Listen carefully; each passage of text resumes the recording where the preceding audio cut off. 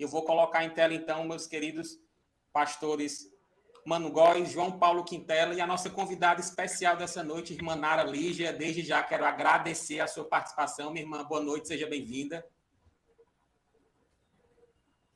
Boa noite, eu que agradeço pelo convite. Boa noite também aos nossos pastores, Mano, João Paulo. Boa noite, Tiago. Boa noite, JP. Prazer estar com os irmãos aqui novamente. Boa noite, Tiagão. Boa noite, Nara Lígia, e a todos que nos acompanham, né? Para a gente dar sequência àquela temática que está tão em voga e vejo muita relevância para a gente debater, conversar e, de alguma forma, lançar luz para que a gente não fique, de fato, na escuridão da ansiedade. Verdade, boa. Então, vou passar a palavra para a nossa convidada especial de hoje, Nara Lígia. Contigo, minha irmã. Obrigada. Eu estou bem feliz de estar aqui essa noite, né? Não me sinto visitante mais, me sinto de casa, me sinto bem acolhida. E eu quero começar parabenizando, né, a igreja pela abordagem do tema, por se interessar por esse tema. Por mais que esses dias a gente costuma dizer que meio que saturou, midiaticamente falando, falar sobre ansiedade, né? Você abre ali o Instagram ou as demais mídias, você vai observar um conteúdo vasto sobre o assunto. Mas quando a igreja, que é relevante na sociedade, nós temos entendido cada vez mais isso, ela aborda temas nesse sentido, porque se preocupa com o seu membro, com a coletividade, com a congregação. Isso é muito válido, isso tem uma função. A gente vai observar aqui, ao longo do discurso, como a igreja ela é uma rede de apoio para as pessoas que estão passando por sofrimentos psicológicos, né? Então, quero parabenizar a igreja, pastor Mano, Tiago, João Paulo e os demais pastores da igreja e toda a igreja por se interessar por esse assunto, por trabalhar de forma responsável, né? E aí é bem interessante a gente ressaltar, né, e enaltecer isso daí. Então, assim, eu não quero ser bastante repetitiva com relação à definição de ansiedade, mas não posso ser irresponsável em entrar nesse assunto sem trazer uma definição. Então, a gente vai começar falando, né, e aí eu queria que vocês ficassem bem à vontade, pode perguntar, o Tiago vai estar acolhendo essas perguntas, e aí a gente vai estar tentando, né, responder, qualquer coisa o pastor Mano aí responde, o pastor João Paulo responde pela gente, mas estou brincando. Mas, assim, a primeira coisa que eu quero falar, né, nesse momento, e eu estou olhando aqui para a minha peça aqui do lado, viu? Eu gosto sempre de dizer isso, que parece que eu estou abandonando na tela aqui, mas não é. Eu gosto sempre de falar que psicologia e religião não são assuntos pacíficos, né? Durante toda a história da igreja, quando se trata de psicopatologias, de doenças, de sofrimentos psicológicos, não é uma relação interessante essas duas temáticas. No entanto, tem pelo menos alguns anos, né, pelo menos 20 anos, que existem vários congressos. Esse livro aqui é resultado de um congresso que trata da temática de psicologia e espiritualidade, né, que é do Amatuzzi, que é um psicólogo excelente que lida com as duas temáticas. E eu gosto muito dessas duas temáticas porque foi tema do meu TCC.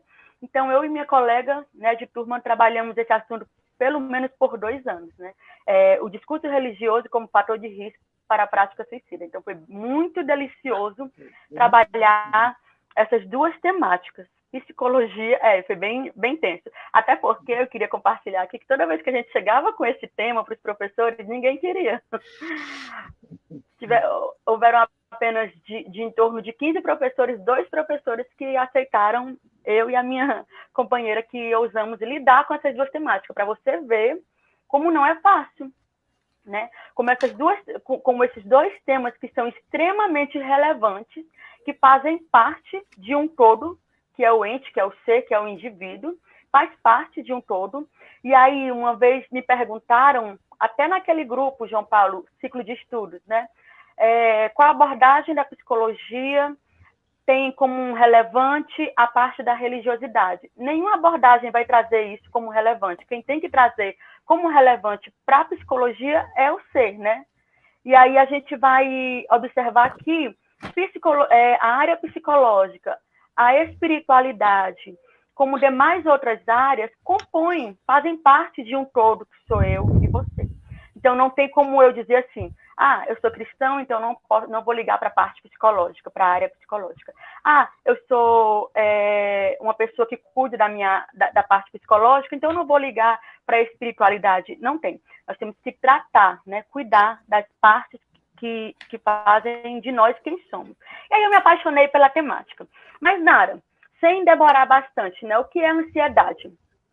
E aí a gente vê que se fala muito sobre ansiedade, tem muito tema aí nas redes sociais, no YouTube, na internet, mas nós precisamos falar sobre isso, e eu gosto de falar que existem duas ciências que são muito ousadas, que é a psicologia, que o cientista estuda, o objeto de estudo do cientista, né, do psicólogo, é alguém como ele, é um semelhante a ele, e a teologia, porque o objeto de estudo da teologia é um ser transcendente, né, é Deus, e aí é bem interessante que essas duas áreas, né, essas duas ciências, elas ousaram bastante.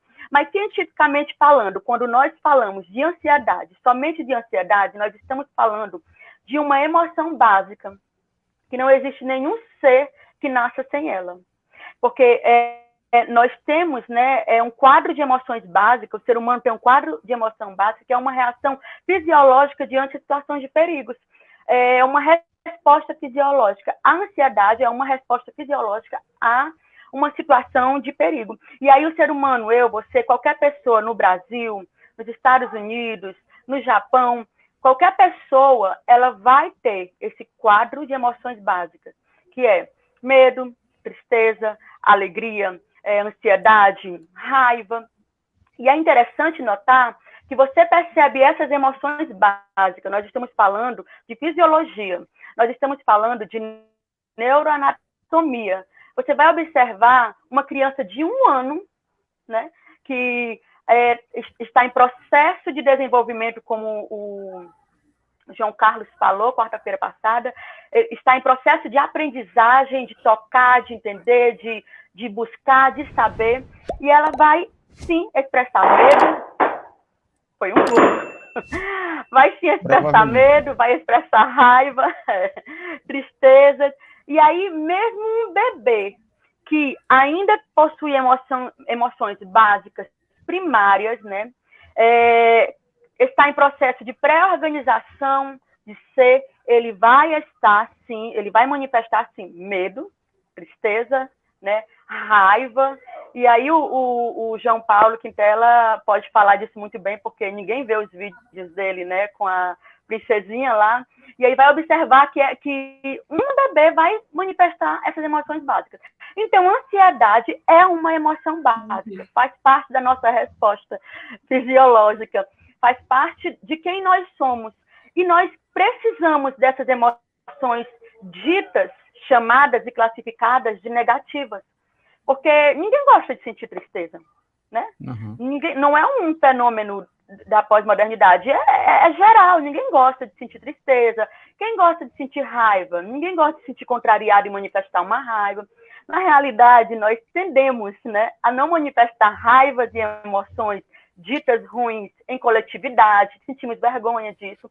Porém, são emoções básicas que fazem parte de quem nós somos e são protetivas. Nós precisamos, não está vindo, não vou tentar forçar aqui um exemplo, mas eu preciso do medo em algumas situações, eu preciso da ansiedade em algumas situações. Lá dentro aqui, né, nós temos o lobo aqui temporal, temos aqui o lobo occipital aqui atrás, e aí quando você desmonta esse quebra-cabeça, pastor Mano, lá dentro nós vamos ter o sistema límbico, que é um sistemazinho fechado assim, parecendo um coração, e lá estão depositadas nossas emoções, essas emoções básicas, nossas reações, lá estão depositadas tudo aquilo que nós somos.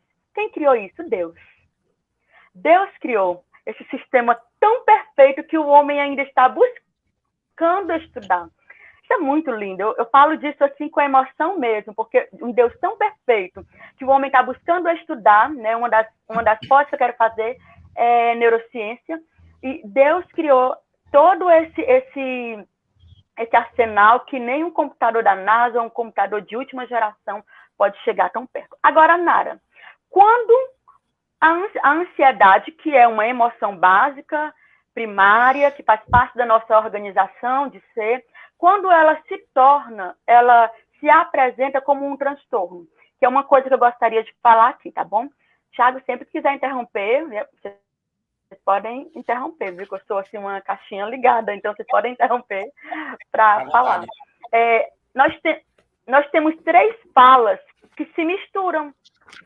Ansiedade, emoção básica, né?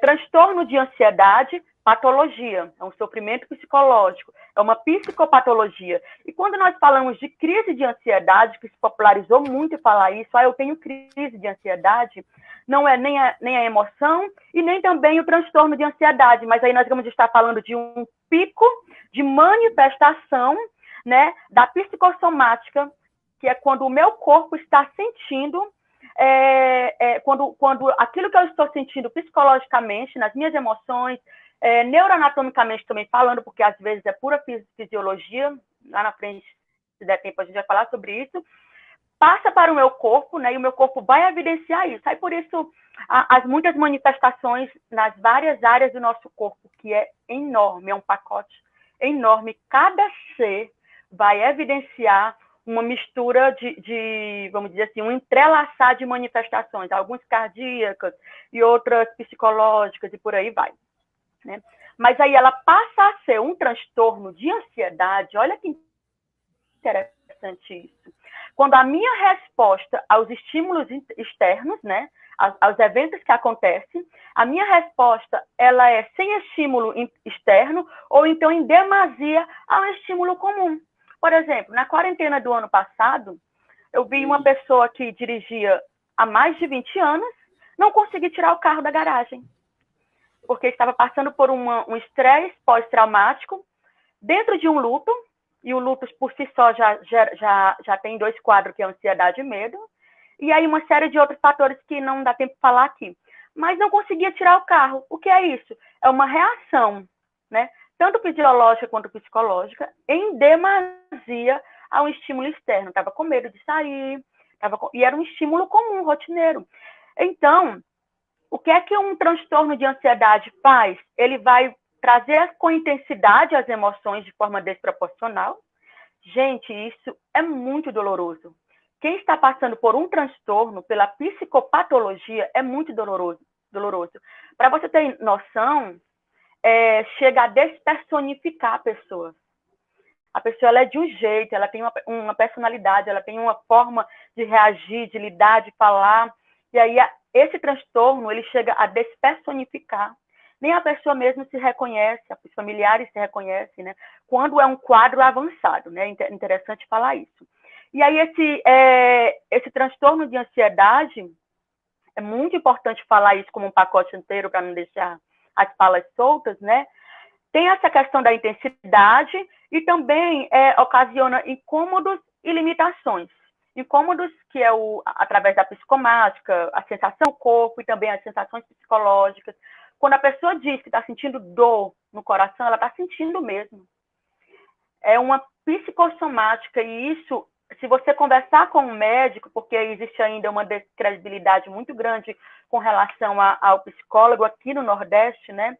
Infelizmente, mas se você conversar com o médico, ele te explica a psicossomática. Tem pessoas que quando estão passando por um momento de estresse muito forte, o cabelo cai, né? Aparecem manchas no corpo, e aí todo um pacote de manifestações ou cardíacas ou neurológicas, na parte... Eu estou com... Deixa eu falar aqui bem rapidinho. Na manifestação digestiva, que com certeza tem um afetamento muito forte também, neurológicas e sensoriais, e por aí vai, que nem é interessante falar, porque a pessoa começa a dizer sinto isso, e se autodiagnostica, né? E aí também nem é interessante falar. Então, o transtorno de ansiedade, quando eu falar transtorno de ansiedade, eu estou falando de uma psicopatologia que está no CID-10. O CID-10 é um manual universal, né? Que perpassa a medicina, a psiquiatria, a psicologia, toda a área de saúde do mundo inteiro, e está no CID-10, é uma doença, de fato. Por isso que quando eu falo sobre orar, né, eu falo, não ore por libertação, ore por cura, porque é uma doença de fato. E aí tem a ansiedade, a emoção básica, e tem a crise de ansiedade. Todas as nossas emoções, seja qual for, medo, alegria, até as emoções ditas, classificadas boas, em demasia, caracteriza um transtorno, caracteriza algum tipo de psicopatologia. Agora, para finalizar essa minha primeira fala, né? Qual é a questão com o transtorno de ansiedade? O transtorno de ansiedade, ele faz parte do TMC. TMC é uma nomenclatura mais usada pela psiquiatria, mas que é interessante a gente entender também, que é o transtorno mental comum. O transtorno de ansiedade faz parte das bases de muitas outras psicopatologias. Então, por isso que é interessante um profissional, por isso que é interessante um estudo delicado, minucioso. E eu gosto muito de falar de interdisciplinaridade. É o meu sonho montar uma clínica interdisciplinar que possa atender, né? Porque eu acredito que o psicólogo com o psiquiatra, com o educador físico, com o nutricionista, com o pastor, eu acredito que é um tratamento extremamente completo, com um olhar nos detalhes, na plenitude de quem a pessoa é. Outro, né? Não sei quem foi, mas é outro. E aí, na plenitude de quem a pessoa é. Então, essa é a minha primeira fala. Legal, Nara. Então, a gente está só na introdução, nossa primeira rodada. Cada um dos convidados fala um pouco sobre o tema, tá? Então, você já pode colocar no chat suas dúvidas, suas opiniões, suas perguntas. Eu vou passar a palavra, então, para o pastor Mano Góes.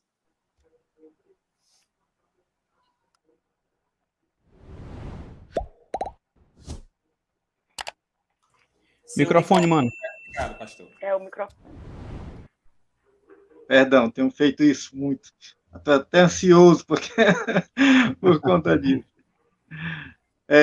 A Bíblia Sagrada nos apresenta inúmeros registros de textos bíblicos falando sobre ansiedade, né? O Novo Testamento e o Antigo também tem vários textos bíblicos recomendando o não estar levado pela ansiedade. Eu gosto de um versículo que está em Provérbio 12, 25, diz assim: a ansiedade no coração do homem o deixa abatido, mas uma boa palavra o alegra. Né?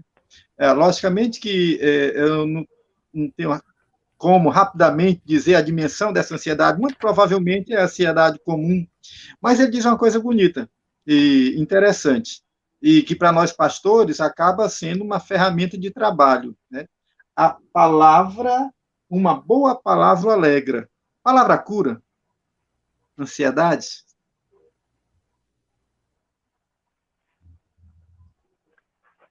Essa é uma pergunta, né? Essa é uma provocação. É uma provocação. É interessante, sabe, pastor Mano, sobre isso, que, inclusive, a palavra faz parte, isso daí faz parte do meu TCC, que é o discurso religioso como fator de risco. Né? Então, se uma palavra negativa, ela traz consequências a fim de adoecer mais aquele que está, né, com indícios, com manifestações de sofrimento psicológico, uma palavra alegre, uma palavra positiva, uma palavra de fé, uma palavra que faz parte de quem aquela pessoa é. Por exemplo, eu não posso chegar para aquilo que é alegre, aquilo que é bom, para mim pode não ser para o pastor Mano, pode não ser para o pastor João Paulo Quintela, mas nós temos em comum aqui a fé.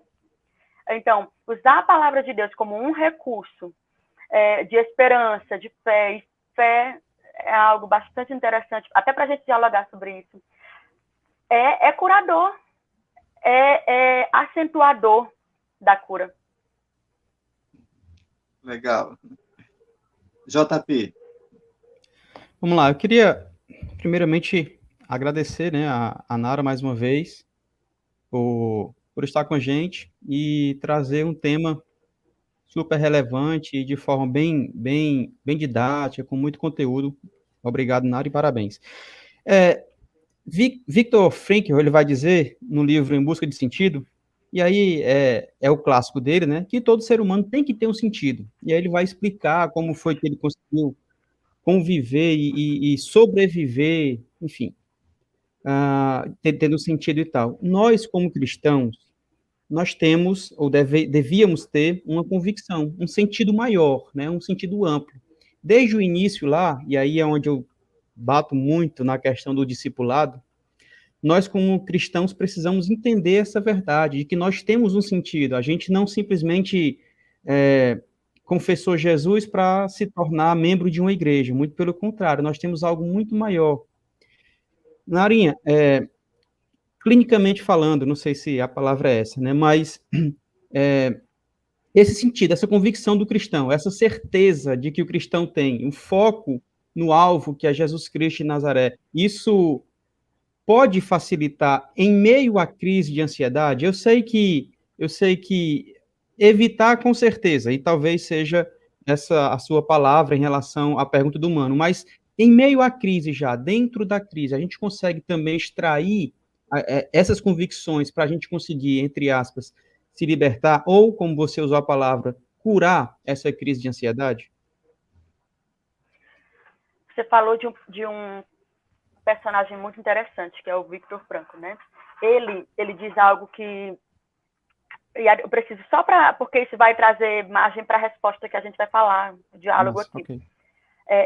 Ele comenta que a espiritualidade dele, ele viu que as pessoas que não tinham, né, que estavam ali, se eu não me engano, é Auschwitz, eu não sei qual é o campo de concentração, acho que é, ele percebeu que as pessoas que não tinham um sentido familiar, um sentido espiritual, pessoas que não tinham a quem reportar, né, que a gente chama aqui o nosso Deus, né, um transcendente, como se fala na filosofia, mas a quem reportar, ele fala que ele observou que as pessoas se entregavam logo, porque não tinham uma esperança, não tinham um sentido. A palavra é essa, sentido de vida.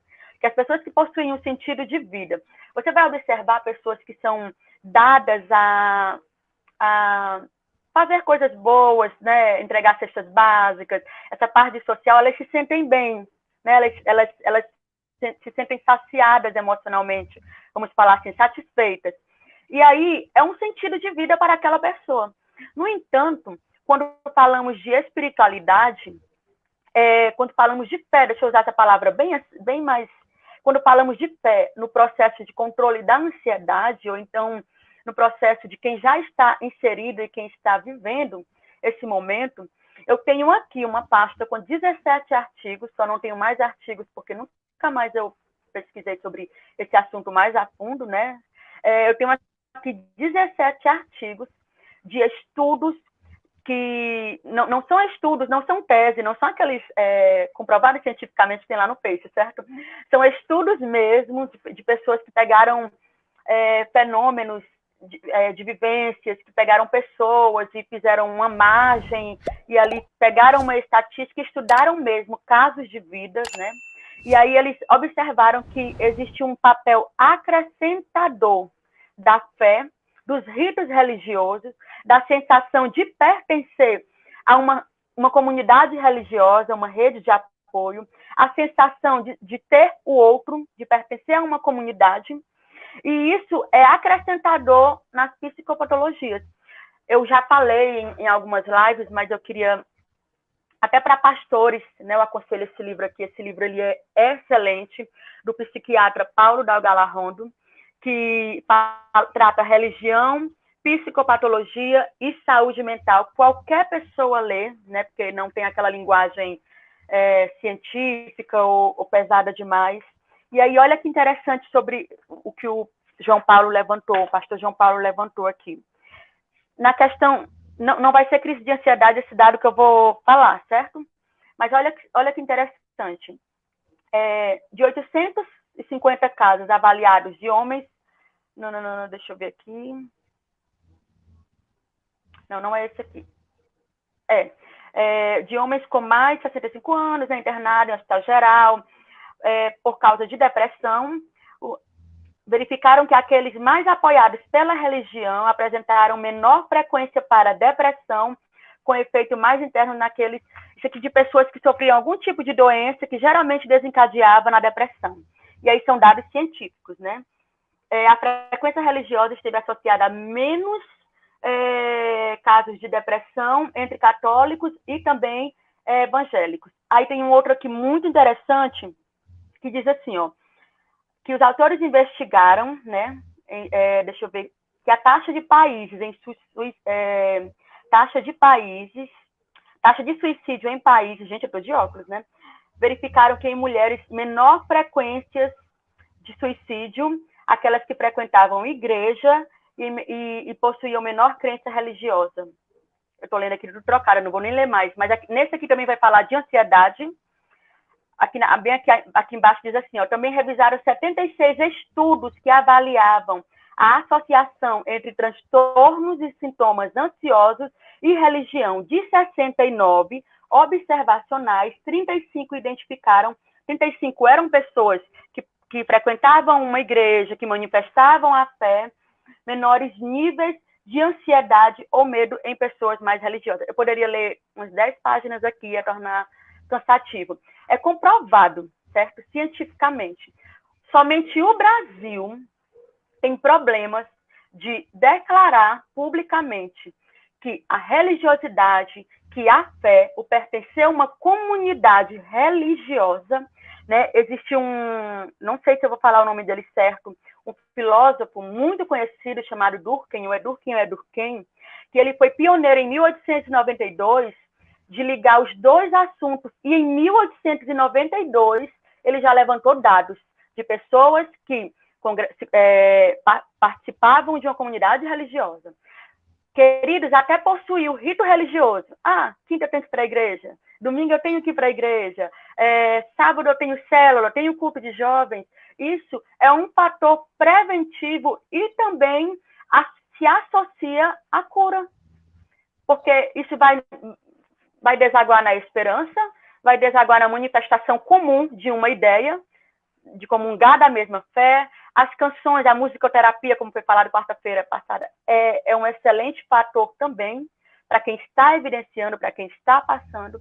Então, a fé... Por que, Nara, que a fé ela é um fator positivo? Porque a fé ela é um exercício que organiza as nossas preocupações, ela didatiza. Porque quando eu tenho o meu medo e eu possuo uma fé a quem a reportar, né? Quem não tem, sofre bastante. Então, eu creio em Deus, eu creio na palavra de Deus. Quando eu leio, eu possuo esperança, né? Eu creio que o Senhor está no controle. Então, tudo isso, uma boa teologia vai ser acrescentadora. Não sei se eu te respondi. Não sei se eu participei agora. Posso interromper, Tiago, antes de tu retomar aí? Claro, pastor, manda. Legal. Há um tempo atrás, falou muito sobre o tema igreja, comunidade terapêutica, né? E essa ideia de pertencimento, de sentido e de utilidade, né, que também pesa muito, elas são preenchidos na vivência comunitária, naquilo que a igreja produz. Daí ser tão importante. Deixa eu dar, acho que dá tempo, um breve testemunho. Eu me converto com quase 17 anos de idade, acho que 16, quase chegando aos 17. Primeiro ano de fé, você sabe que é muito intenso, né? Então, é um ano esplêndido. Mas aí, um ano depois, vivendo em plena fé, eu passo por um quadro depressivo. Tolice. Hoje, né, com a minha maturidade, eu consigo olhar para trás, mas que coisa tola. Mas eu, no colégio, com os colegas adolescentes, todo mundo contando piada, eu resolvi contar uma piada. E qual foi o trauma? É que quando eu terminei de contar a piada, todos olharam para mim e disseram, tu não é crente? Aí começaram a debochar de mim porque o crente tinha contado uma piada. Cara, eu me cobrei tanto, né? Toda oração eu chorava pedindo perdão a Deus e me cobrando porque eu fiz aquilo. Só que eu não percebi que eu estava fazendo uma transição de uma emoção e de uma fé bonita para uma fé perigosa, né? Porque eu me cobrei a tal ponto de perder o controle emocional. E daí, quando eu me percebi, hoje é que eu consigo avaliar, né? Vários dos sintomas que hoje eu acho que você analisa para ver um quadro depressivo, estava acontecendo comigo. Como eu me cobrei muito, né? Eu fiquei me senti triste. Só que essa tristeza ela foi ficando muito aguda, né? Muito intensa. E teve um momento que eu percebi que eu não controlava mais. Aí daí vem aquela ânsia de choro. Você chora o dia todo, acorda para chorar, chora para dormir. Aí percebi que não tinha mais controle dos meus choros. O que está acontecendo comigo? E o drama maior. Mas eu não conheço a Deus, eu não amo a Deus, por que isso acontece comigo? Aí foi um dilema. Aí vem a tristeza profunda, depois vem assim, o desencantamento com tudo, você não tem mais vontade de nada, até chegar ao desejo de morte, que para mim foi o caos, né? Mas aí eu comecei a me programar como eu poderia morrer sem me se suicidar.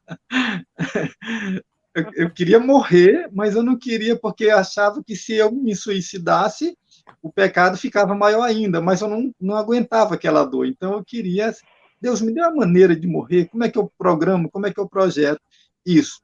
Isso foi terrível. Numa época em que esse diálogo, fé e psicologia, quase não existia, né? A minha pobreza não jamais me daria acesso a um psicólogo, né? Pelo menos é isso que eu pensava na época, né? Era um recurso de pessoas que podiam, né? E eu lidei com isso sozinho, né? Sozinho, por, eu acho que cerca de uns 3 anos. Eu lembro bem que, digamos assim, o que deu estalo para mim vencer isso, não me entregar, foi um sonho que eu tive já desesperado, e à noite eu sonhei. Eu ia correndo, muito alegre, correndo, correndo, só que em determinado momento tinha um muro muito alto. E eu disse, o que eu faço agora? Mas eu tenho que pular o muro. Aí eu me projetava para pular, só que quando eu chegava a uma certa altura, antes de transpor o muro, eu dizia, não tem como, eu não posso. Aí eu dizia, eu vou morrer. Aí entrava em desespero, né, na mente, ficava desesperada. Aí eu lembro que eu olhava acima do muro e tinha uma frase, que era o versículo bíblico lá de Filipenses 4, meu Deus, né? Tudo posso naquele que me fortalece. Gente, mas era em forma de chama, né? Aí é como que eu mentalizava aquilo, ficava pensando, eu posso, tudo posso naquele que me fortalece, né? Aí eu ganhava fôlego e transpunha, né? Aí me agarrei nisso, não, nessa palavra, né? Eu posso, Deus vai me ajudar. E consegui superar isso sozinho. Lógico que eu não digo isso para ninguém. Se tem algum problema, procure um psicólogo hoje, tá? Muito mais tranquilo, né? Sim, mas por que eu falei isso? Exatamente sobre o tema que vocês levantaram aí. Como a fé pode ser decisiva, né, em quadros como esse? Como a fé pode reencantar, né, o indivíduo, como ela pode restaurar emoções, como ela pode ser um fator de saúde, né? E talvez seja isso que a gente tenha que trabalhar. Talvez o grande problema, porque aí eu vejo meio que um paradoxo. Ou seja, a espiritualidade ou a fé, ela me impôs em risco, mas ao mesmo tempo me livrou. Daí eu sempre pensei isso. Então a experiência da fé, a espiritualidade, é uma dessas coisas que a gente tem que viver de uma maneira saudável, equilibrada, porque Rubem Alves falava um pouco disso, né? A religião ela pode te salvar, mas ela pode também te matar, dependendo de como você a vive. E parece-me que quando a gente fala, né, que a espiritualidade é saudável, a fé é saudável, sem dúvida alguma, porque eu sou testemunha disso, né? Mas percebi em outros quadros que a espiritualidade, que é vivida de uma maneira distorcida, meio que doentia, ela pode fazer o contrário. Ela pode gerar, né, adoecimentos emocionais. Daí ser muito importante a igreja lidar com a palavra, com o ensino, com as ferramentas que ela tem, de maneira sadia. Porque se a gente faz isso, a gente vai estar contribuindo positivamente para a cura emocional na vida das pessoas. Caso contrário, a gente também pode estar adoecendo. Desculpa, só queria levantar isso, porque parece-me que, quando a gente lida com isso, a gente vai ter dois lados da moeda. A gente vai ter duas experiências que a gente precisa, assim, transitar de maneira bem consistente mesmo, né? Assim, bem equilibrada, para a gente lidar com isso. Era só um breve testemunho para acrescentar, e aí, Narinha, tu pode interpretar essas coisas melhor que eu. Ok, Thiago? Legal, Nuno. Bom, recebi aqui já inúmeras perguntas pelo WhatsApp, tá? A comunidade CHJ também pode estar enviando pelo WhatsApp sua pergunta. Deixa eu colocar aqui a primeira. Ansiedade e medo estão sempre associados?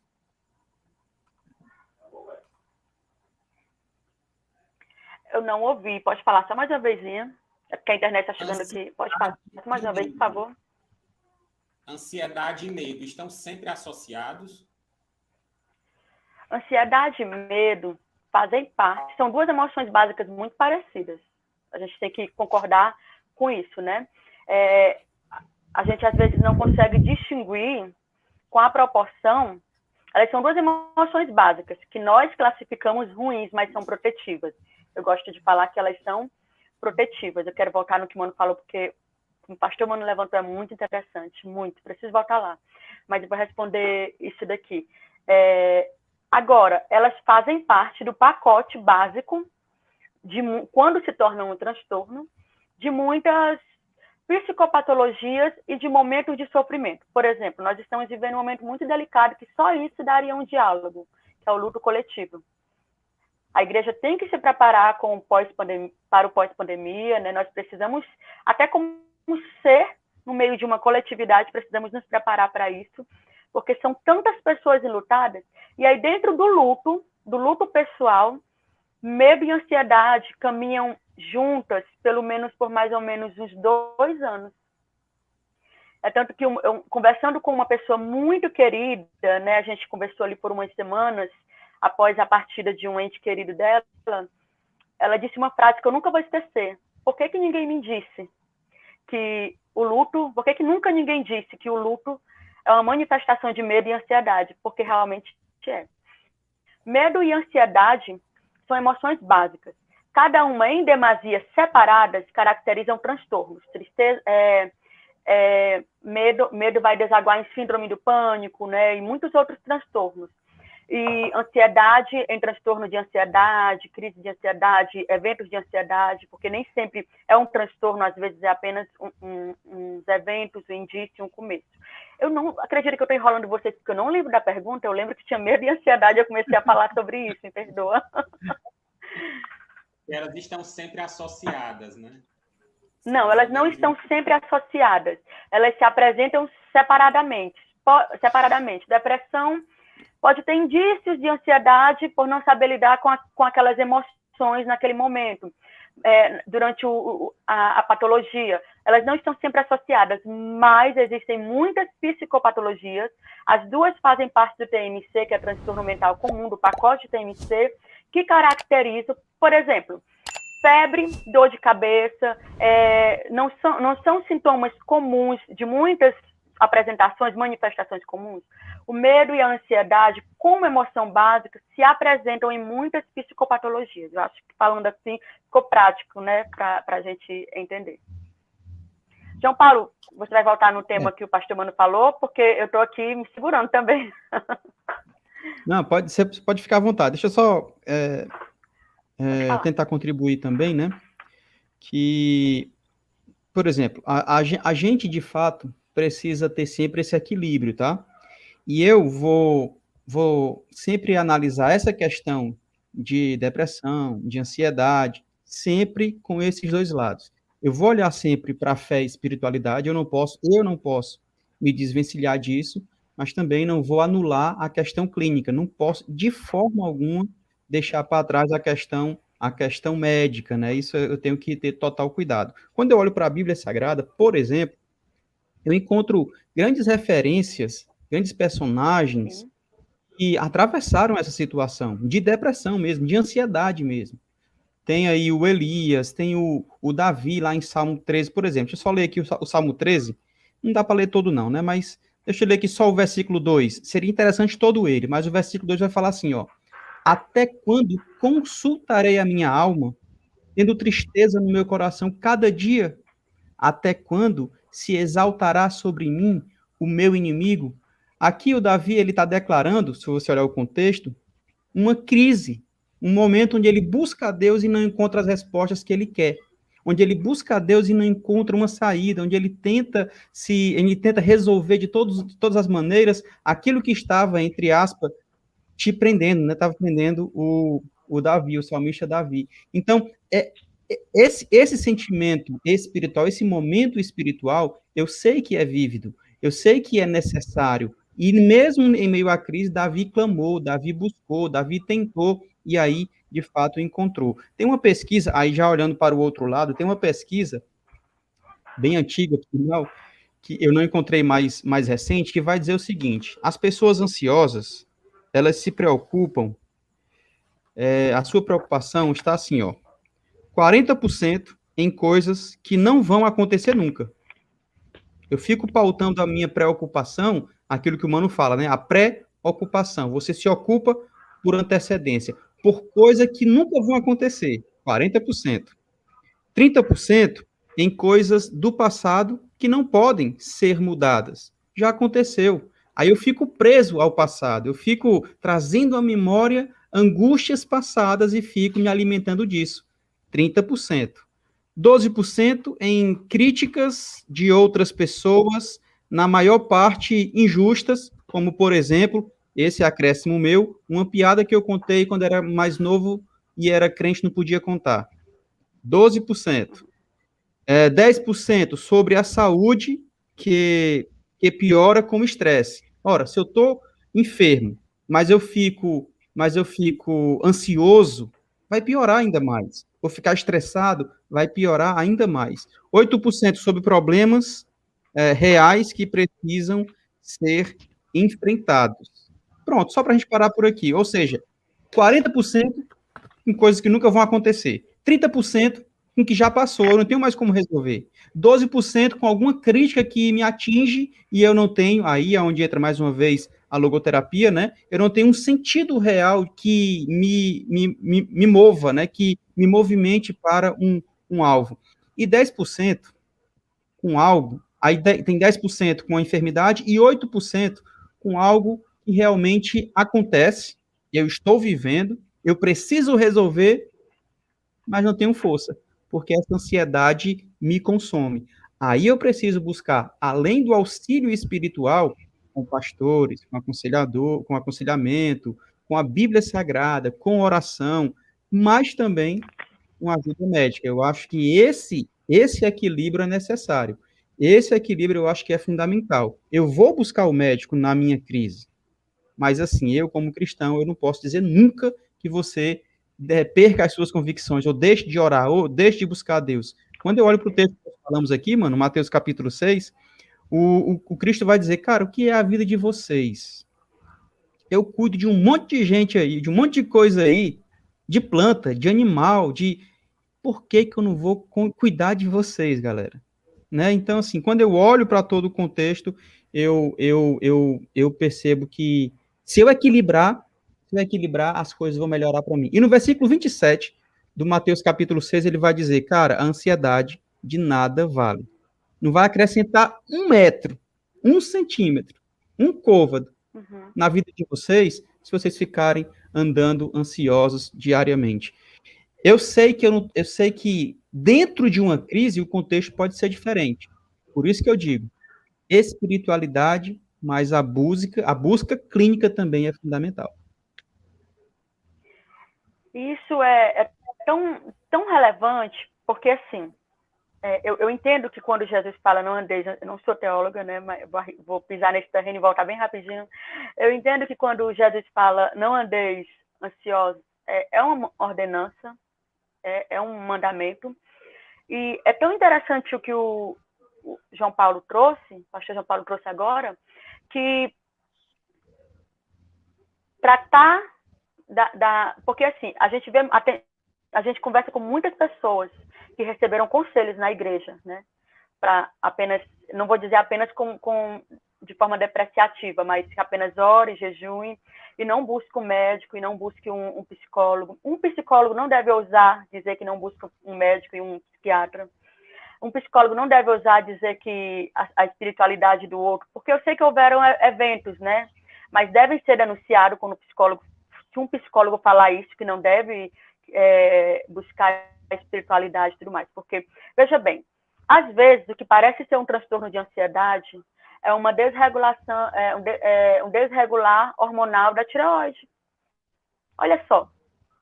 Às vezes, o que a pessoa está dizendo que vai dar fim à vida é um desregular hormonal, que uma medicação vai ajudar. Por isso que eu estou dizendo, a gente não pode desprezar a espiritualidade, né? Aquele conselho pastoral, aquele acompanhamento pastoral é essencial para a pessoa se sentir parte de um todo, de uma coletividade. E aí a gente falando, né, como irmãos, como cristãos, né, para a fé ser renovada, ser avivada e dar continuidade. Mas eu não posso desprezar jamais um tratamento médico.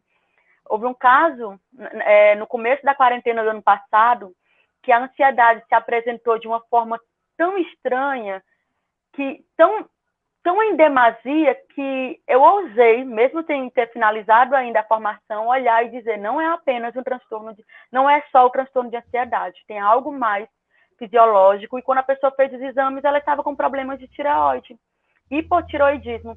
E aí se fez necessário um tratamento de 2 anos, e a pessoa está bem, está muito bem. Então, nenhum de nós, nenhuma das áreas precisa ter um ego, e eu vou usar uma frase que possa ser chocante, né? Precisa ter um ego tão inflado que não acho que vai precisar de uma outra área, né? Da medicina, da psicologia, da psiquiatria.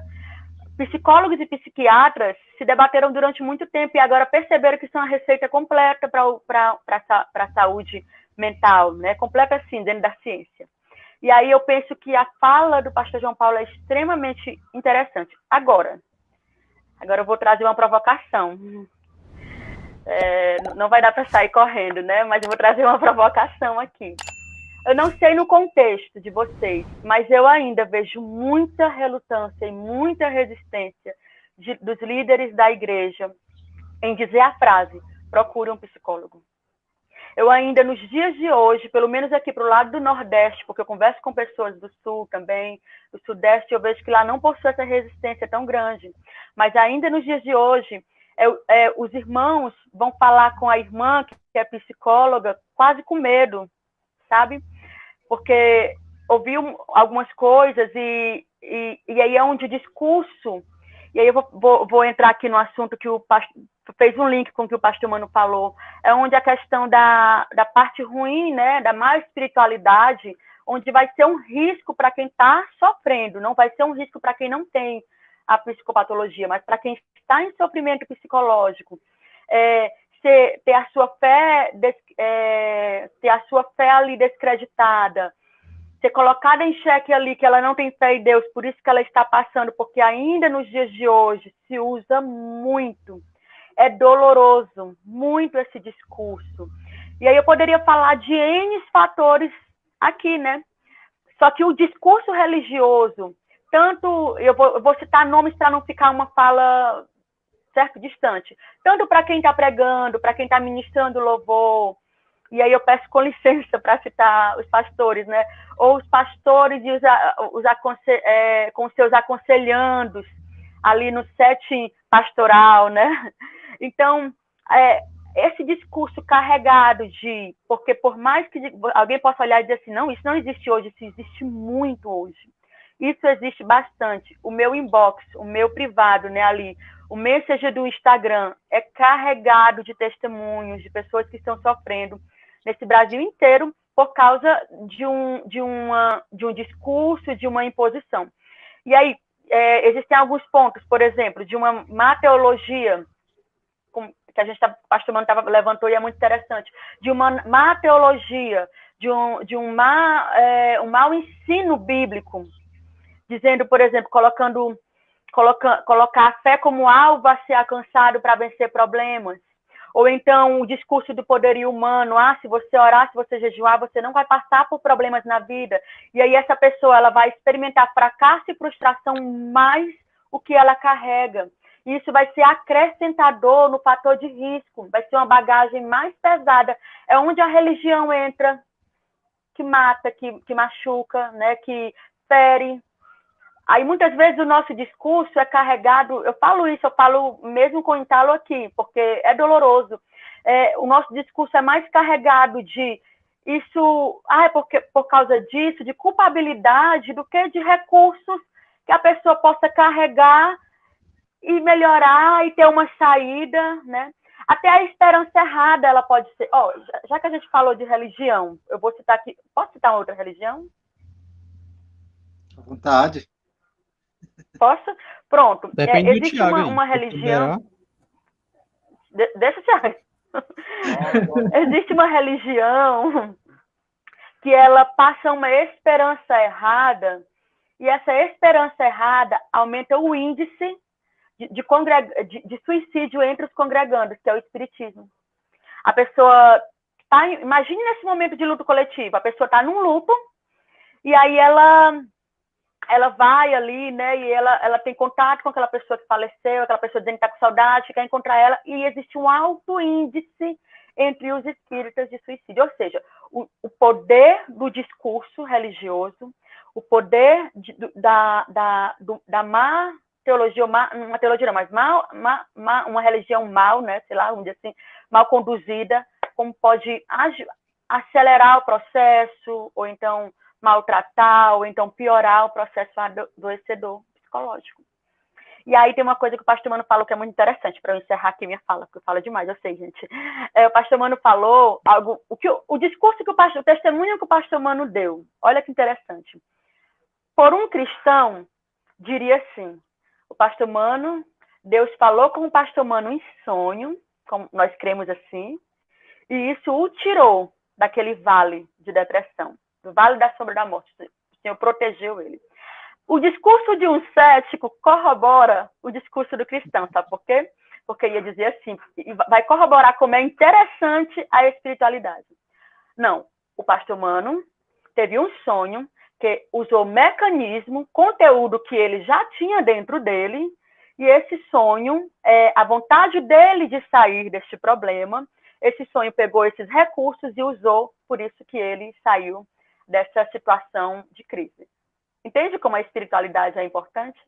Ter uma demanda, um conteúdo de espiritualidade? Legal. Muito embora, considerando isso que o João Paulo... Exatamente aí que vem a questão do equilíbrio. Isso não é um padrão, como você disse. Eu não posso usar isso como argumento de não se preocupe, não procure ajuda, porque a tua fé vai te conduzir. E eu não estou querendo dizer isso, estou querendo dizer exatamente o contrário. Para mostrar como a gente precisa construir esse diálogo aí entre a ciência, a fé, as multidisciplinas, porque está óbvio, está muito claro para toda a ciência hoje que o homem é um ser complexo. E a gente não pode mais ter essa inocência de reduzir a solução da vida do homem em uma coisa só. Né? Eu acho que essa capacidade, eu acho que aí, nesse sentido, a espiritualidade, a fé, a igreja vai colaborar muito quando ela tiver ciência disso. Se não tem, ela, em vez de ajudar, ela pode estar exatamente fazendo o contrário. Esse, acho que é o grande perigo. Por isso, bacana essa conversa, para que as pessoas entendam as duas coisas. Para que as pessoas tenham essa abertura, essa compreensão, né? Acho que o discipulado convida a gente para isso. Está muito claro o exemplo de Jesus Cristo lá.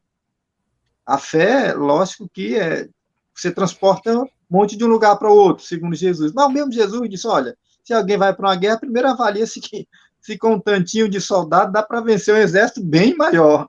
E isso é lógico, isso é avaliação, isso é sensatez, né?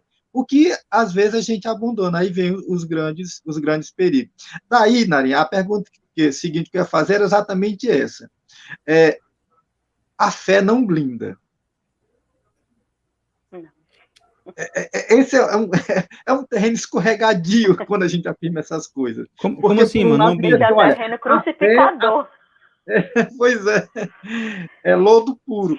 A fé, ela alcança, ela restaura, ela faz. Por um lado, eu digo assim, não, a fé é um caminho preponderante, e eu afirmo isso. Aí, por outro lado, eu vou dizer, mas ela não blinda. Bom, por que eu digo isso? O João Paulo acabou de citar exemplos bíblicos de pessoas que viveram, a gente não sabe dizer se um transtorno ou se um evento, né? Mas está muito claro ali, pelos sentimentos, que foi algo de muita angústia. Muito claro, né? E eram homens, digamos assim, homens de Deus, né? Um Elias que desafia 400 profetas, que brinca, né? Que faz... De repente se vê acuado, escondido, cara, pedindo a morte, né? Pedindo a morte. Então, assim, a fé se esvaiu. O que aconteceu? A fé não blindou ele disso. Eu gosto disso porque isso mostra a nossa humanidade. A fé não nos desumanizou no sentido de tornar a gente um ser extraterrestre. A gente continua passível das mesmas complicações. A gente tem que ter consciência disso. Eu acho que a fé, ela age bem quando a gente tem consciência disso. A gente entende, percebe as nossas limitações, né, as nossas competências e incompetências. Aí é capaz de avaliar bem. Aí sim, o discurso religioso vai ser positivo. Caso contrário, ele vai ser negativo. A fé é um dom de Deus, né? A fé é um dom de Deus. A fé não blinda de problema nenhum. Ela não é a apólice de seguro, ela não blinda. O próprio Jesus disse que a gente ia ter aflições. E ela é um dom de Deus para que a gente pudesse o enxergar.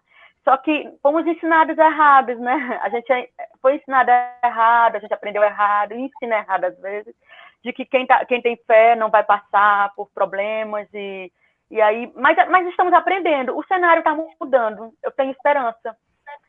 Eu acredito de verdade que o cenário está mudando, que todo o corpo eclesiástico da igreja está estudando, está se empenhando, porque também, pastor Mano, não sei se você concorda comigo, é muito difícil exigir de um pastor que ele tenha domínio da área, né? Ele tem que ser pastor, né? Mas é muito difícil exigir de um pastor que ele tenha domínio da área de psicologia e tudo mais.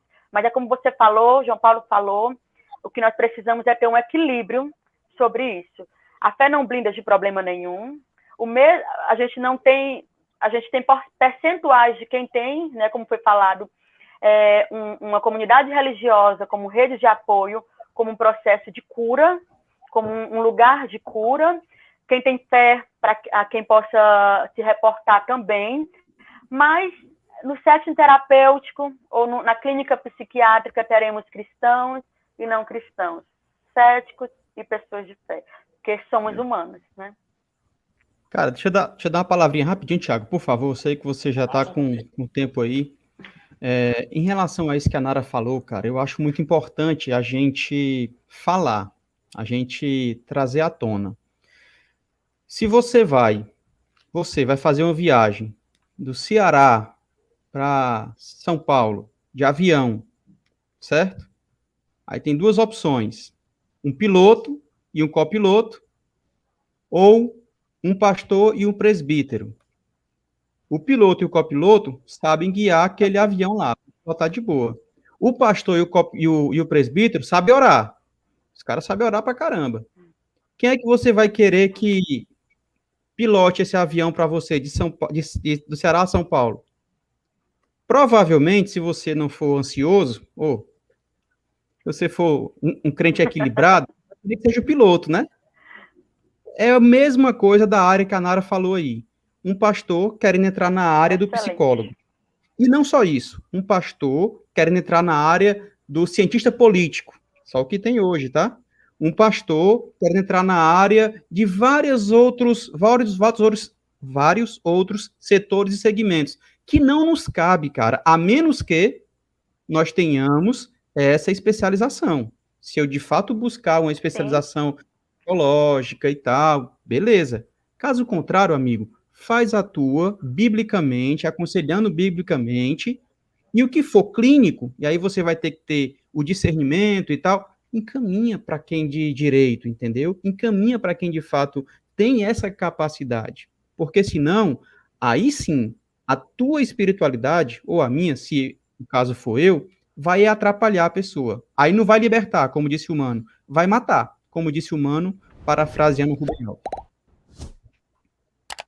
Legal, JP. Inclusive, hoje, o nosso irmão Elias, né, que passou por um procedimento cirúrgico, ele sabe que quem tinha que operar era o médico, que era o capacitado para isso, mas mesmo assim, ele levou o pastor Mateus para ficar no quarto ao lado, intercedendo. Né?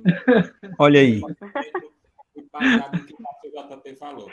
Bom, temos muitos comentários aqui no nosso chat, várias perguntas aqui também pelo WhatsApp. Devido ao tempo, provavelmente a gente vai ter que marcar uma parte 3, né, dando continuidade a esse assunto, que é muito relevante. É inclusive isso que o Fábio Fernandes comenta. Pessoal, parabéns pela abordagem da ideia do bate-papo, altamente relevante. O pastor Luiz pergunta, como equilibrar a expectativa do término da pandemia e a necessidade de viver cada dia? Essa pergunta... É porque essa é uma pergunta que não necessariamente precisa ser um psicólogo, né? Um gestor de pessoas, porque um pastor é um gestor de pessoas, né? Vocês são gestores de pessoas, podem pensar sobre isso, estudar sobre isso. Eu penso assim... pode falar. Não, pode concluir.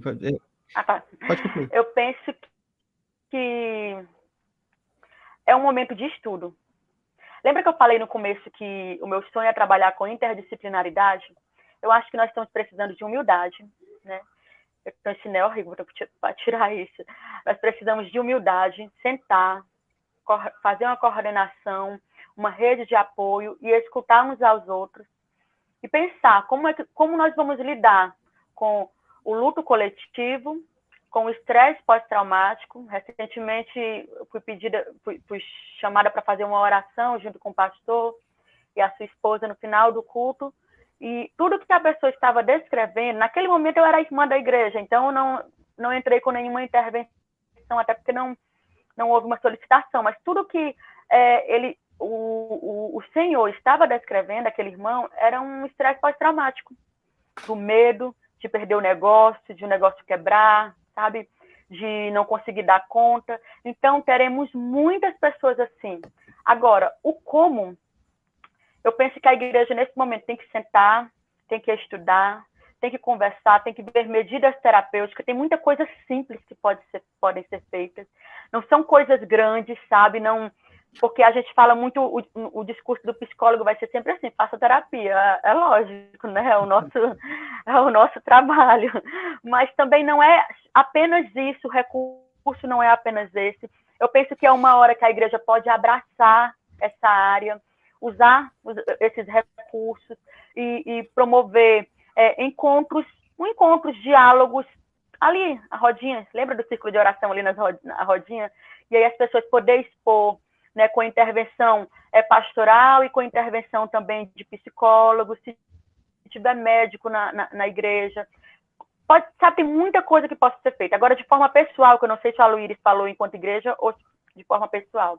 De forma pessoal, eu penso que as famílias, elas devem começar a se reunir, fazer reuniões aqui de casa, de vez em quando eu faço reuniões para começar a ter uma escuta terapêutica e começar a ver possibilidades. Aqui em casa, uma intervenção muito simples, a Luíris, que funciona bastante, é eu e o Rajai sair para caminhar no final da tarde, sentar, fazer planos. Pronto, nossa meta daqui a 6 meses é essa. Então, a gente ocupa nossa mente com esse trabalho, com esses planos, com esses pensamentos. E a alimentação, nós cuidamos da alimentação de uma forma, com chás, com fitoterápicos, que vão auxiliar no controle dessa tensão, porque nós estamos vivendo em um momento de extrema tensão. Até os nossos, não tô falando da liturgia de culto, certo? Mas até a forma de como nós nos enxergamos como comunidade, nós precisamos pensar para acolher essas pessoas em sofrimento psicológico. Para nos acolher, porque somos nós, né? É a Nara que durante a semana passou por tensões e vai chegar na igreja no domingo, essas abordagens e tudo isso. Legal, Nara. Deixa eu te fazer mais uma pergunta. Qual a diferença entre ansiedade e estresse? Uau! Bom, o estresse, ele é uma situação, deixa eu ver aqui como é que eu vou falar isso, e talvez eu nem seja precisa, tá bom? Eu posso até depois dar uma olhadinha direitinho e dar uma resposta bem científica, bem direitinho, mas o estresse, ele é uma situação que vai envolver resposta de várias emoções básicas. Eu vou ter uma resposta fisiológica e psicológica ao estresse. O Rajá já tem uma resposta fisiológica e psicológica ao estresse. Assim é o pastor Mano, o pastor Quintela. Por exemplo, uma pessoa, deixa eu abrir aqui o meu quadro que eu tenho aqui. Uma pessoa, ela diante de uma situação de estresse, deixa eu falar, uma perca de emprego, uma situação de estresse drástica, né? Ela pode se envolver medo, ansiedade. A ansiedade vai fazer parte do pacote de possibilidades que a pessoa que está passando por um momento de estresse possa evidenciar.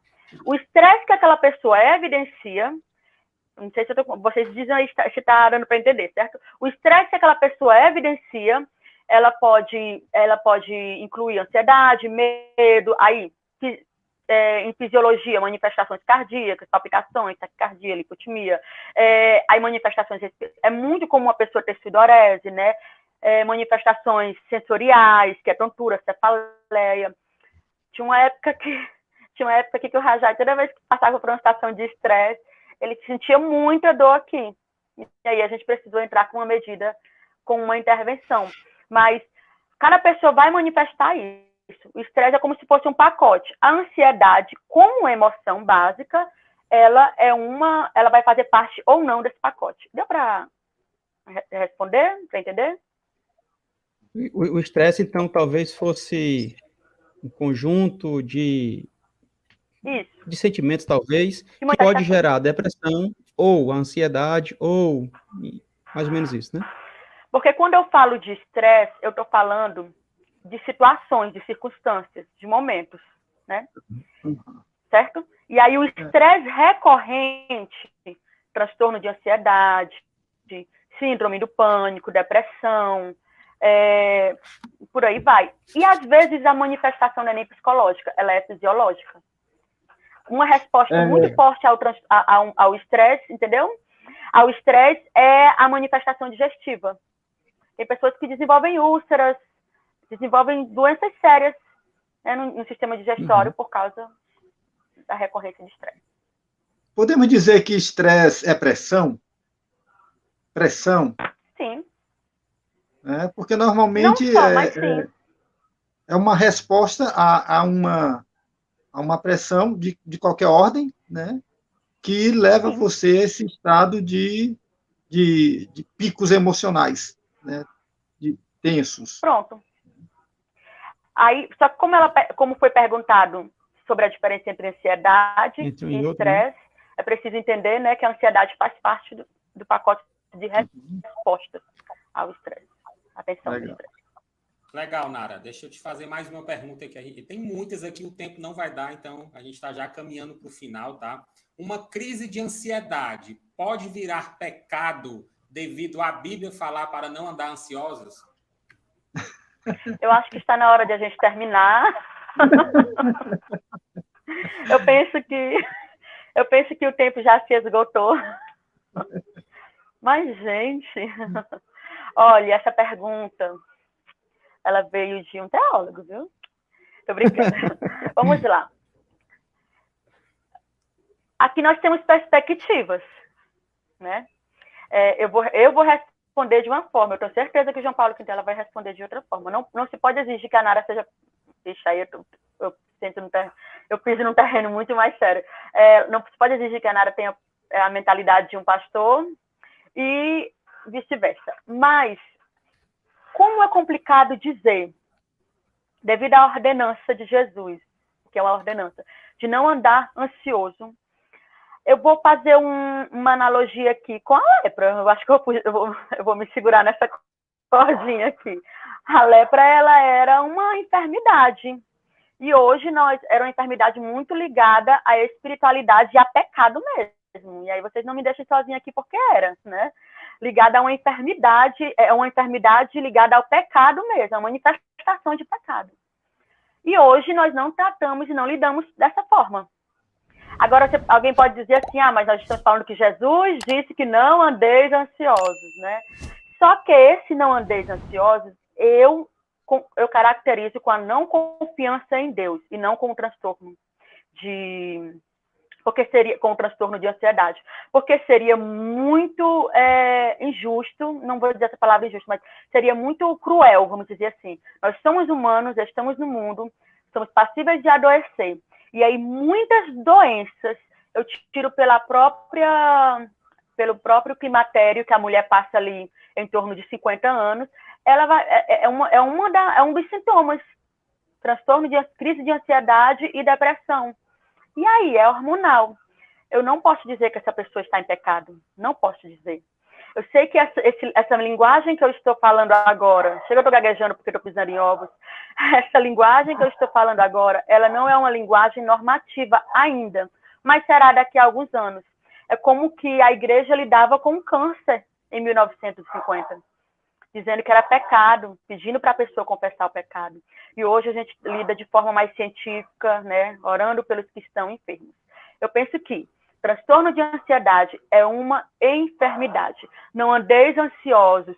E tantos versículos mais, já que a gente falou tanto disso, de como a Bíblia lida ou fala, eu vou usar um versículo que é consolador sobre a ansiedade, que diz assim, ó.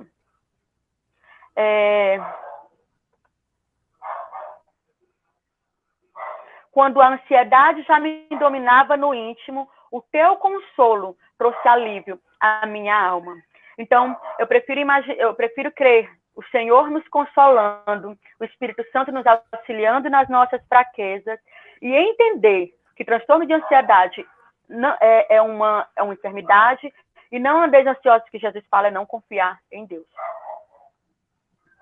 Até porque às vezes a pessoa está evidenciando aqui um transtorno de ansiedade e ela passa por uma farmacologia, acompanhada por um psiquiatra, por uma intervenção de uma nutricionista, com chás, com medicação, e ali ela melhora, entende? E ali ela fica bem, ela fica num estado de plenitude, de quem ela é realmente.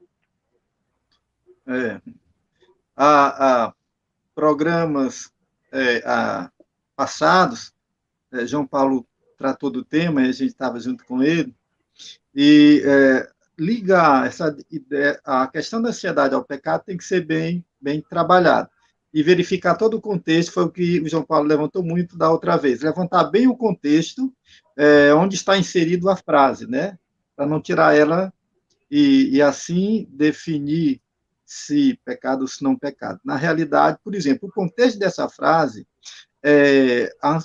ao que indica, a ansiedade está sendo gerada pelas expectativas equivocadas de algumas pessoas, porque ele está falando lá atrás sobre a questão de Mamon, da riqueza, o coração aplicado a isso, né? E como isso enche tanto o coração humano em busca dessas coisas que geram uma ansiedade em busca disso. Aí a isso Jesus, sim, ele não está dizendo nem que a ansiedade é o pecado, mas que a origem estaria numa perspectiva errada ou numa perspectiva de pecado, né? Porque estavam buscando coisas que não eram as coisas essenciais. Daí ter desembocado na ansiedade em si. Então, tem esses casos, né? Seria um caminho bíblico, né? Lógico que tem todos essas outras abordagens que a Narinha fez hoje. Então, tem que compreender o contexto de cada coisa para afirmar simplesmente se é ou se não é. Em cima desses, com essa prudência que a gente consegue resolver isso de maneira mais equilibrada, né? E quem fez a pergunta foi o Júnior? Não, essa pergunta eu recebi pelo WhatsApp. Sim, tá certo. Outra pessoa, né? Bom, não sei, eu sei que provocou a saída da Nara da live. Eu queria dizer que você é o responsável por isso. Um abraço, Tiago. Deixa eu fazer uma última pergunta, que pediu muito para que essa pergunta fosse feita. No caso, seria para vocês três, mas assim, como dá para os pastores dar um conselho também, tá? Qual o conselho de vocês para alguém que está em crise de ansiedade, porém não pode buscar ajuda? Esse porém, eu não pode buscar ajuda, a gente tem que entender melhor, né? Não pode, por quê? Por quais razões, qual a situação, então, né, é aquela pergunta que é difícil até você não ter todos os elementos para você dizer, dar um encaminhamento, dar uma resposta adequada. Então, é difícil responder em cima da pergunta como está feita, porque fica vago as informações. Acho que a gente deve coletar todas as informações e ver realmente sobre viabilidades de condução do problema. Perfeito. Marinho, eu pensei que tu estava brincando, que ia encerrar o programa, que você ia sair. Eu disse, a pergunta foi tão... que eu acabei saindo sem querer. Ei, Tiago, em relação a essa pergunta, só repete aí, por favor. Não vou responder, não. Só vou dar um toquezinho. Repete, por favor. Qual o conselho de vocês para alguém que está tendo crise de ansiedade, porém não pode buscar ajuda? Pois é, o Mano já deu a deixa dele, eu concordo com ele. Mas o primeiro ponto é você pedir ajuda, é você não ficar só. Esse é o primeiro ponto. Então, cara, se tu não pode pedir ajuda, meu Deus, tem que estar acontecendo alguma coisa mais, né, mais grave. Então, a única resposta é: peça ajuda. Peça ajuda. Faça uma autoanálise, deve ter sido feito já, porque está só. Não fique só, ou seja, peça ajuda. Seja aqui nos pastores, mas aí, para pedir ajuda aos pastores, a gente precisa entender o que é que está acontecendo, tá? A gente precisa entender, porque ninguém pode chegar com uma receita se a gente não sabe nem os sintomas, nem o que está levando a isso, enfim, certo? Em nome de Jesus, para o seu próprio bem, se esse for o caso, se for você, peça ajuda, peça ajuda, peça ajuda. Boa, JP. Bom, gente, como sempre, mais uma vez foi muito enriquecedor. Estamos caminhando para o final de mais um Diálogos Bíblicos. Antes de agradecer individualmente a cada um e aos irmãos que estão participando aí em casa, de forma online, eu vou passar a palavra para vocês fazerem suas considerações finais. Vamos começar, então, pelo João Paulo Quintela. Cara, eu vou contar um segredo para vocês. As últimas semanas, para mim, têm sido muito desafiadoras, por tudo isso que tem acontecido e pelo tema que foi levantado aqui nas últimas semanas sobre essa ansiedade e tal. E hoje parece que, e a live de hoje parece que meio que testificou tudo aquilo que eu venho percebido, tá? Dentro da igreja do Senhor, diante da igreja do Senhor. Eu até anotei aqui, alguém falou, eu acho que foi a Nara, não sei, mas eu desafio o nosso conselho, tá, pastor Mano? Se bem que o presidente é o pastor Raimundinho, então eu desafio aí ao nosso conselho. A igreja precisa se preparar para o luto coletivo e para o estresse pós-pandemia. Eu penso que isso é um ponto significativo para o nosso conselho se reunir, orar juntos, pensar. Eu penso que depois desses 2 anos de pandemia, a igreja vai ser diferente. Pelo menos nos próximos anos, até se recuperar, a gente vai ter que aprender a lidar com o luto coletivo, que infelizmente já nos atingiu, e com o estresse pós-pandemia. Conselho, a gente vai ter que se reunir, orar e pensar em estratégias aí junto com o nosso Senhor. Legal. Seria a pandemia o cativeiro interno da igreja, onde temos que repensar a caminhada e tudo, e refazer de uma maneira diferente. Muito bom, João Paulo, realmente. Vamos pensar nisso. Eu quero agradecer mais uma vez a Tiago, João Paulo, especialmente a Narinha, ter atendido o convite da gente, estar aqui. Foi muito bom.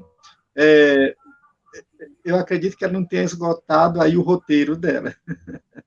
Então, né, se não, Narinha, você pode dizer que a gente retoma no próximo programa. Se há outras coisas que você queria trabalhar, abordar, acha que é importante ser dito, e o canal vai estar aberto para você retornar e dar continuidade, tá bom? Prometo que a gente vai falar menos para lhe ouvir mais, e com certeza a igreja vai ser abençoada. Abraço a todos. Eu me sinto muito honrada, né, de estar aqui, muito feliz mesmo, com pessoas que eu respeito bastante, uma igreja que eu amo muito, que é a ICHJ.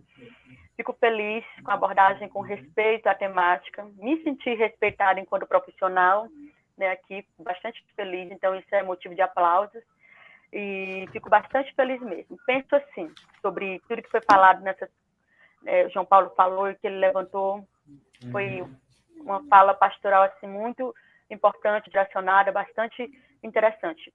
Penso que nós precisamos de muito amor para esse novo momento. Não sabemos com o que vamos lidar. Precisamos de humildade para a gente sentar e ajudar uns aos outros, auxiliar, né, naquilo que a gente... Eu penso que cada pessoa agora, vamos colocar aqui um olhar de cosmovisão, né? Naquilo que eu puder colaborar, enquanto médica, enquanto professora, enquanto, sabe? Acho que a igreja agora vai ser uma excelente rede de apoio se ela se colocar assim nesse momento para a sociedade. E aí a gente, tanto os irmãos que vão chegar com essa situação, com esses momentos, mas a sociedade também, que possivelmente vai precisar que a igreja seja essa rede de apoio, né? Tanto com o social, como tem acontecido, quanto com a espiritualidade e muito mais que a gente pode estar oferecendo e auxiliando e abraçando. E aí eu penso, uma fala que eu queria deixar aqui também é que ninguém foi lançado no mundo para ser só. Quando éramos um embrião, né, quando um feto, melhor dizendo, a gente foi lançado dentro de um ventre, dentro de um ser, porque somos seres sociais, nós fazemos parte de uma coletividade. Quer queiramos ou não, quer a Nara queira ou não, ela faz parte de uma coletividade, de uma família, de uma igreja, de uma sociedade. Temos responsabilidades emocionais, psicológicas, espirituais, civil também. E penso que isso é importante tanto para ajudar quanto para receber ajuda. Então, como o João Paulo falou aí para pessoa que, né, é preciso pedir ajuda, e é preciso, nesse momento, a gente sentar, estudar, sabe? Pastores podem pegar artigos nesse momento sobre depressão, e a gente pode sentar e conversar e ver possibilidades para esse novo momento, para a glória de Deus. Amém, Nara. Quero agradecer mais uma vez a participação do querido pastor João Paulo Quintela, Mano Góes, em especial hoje, nossa querida irmã Nara. Foi um prazer tê-la participando aqui com a gente.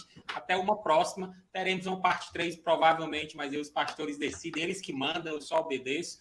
Então, agradecer mais uma vez a participação de vocês.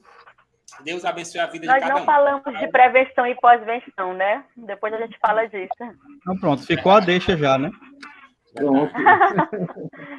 Valeu, meus queridos. Fiquem na paz. Tchau, tchau. Tchau.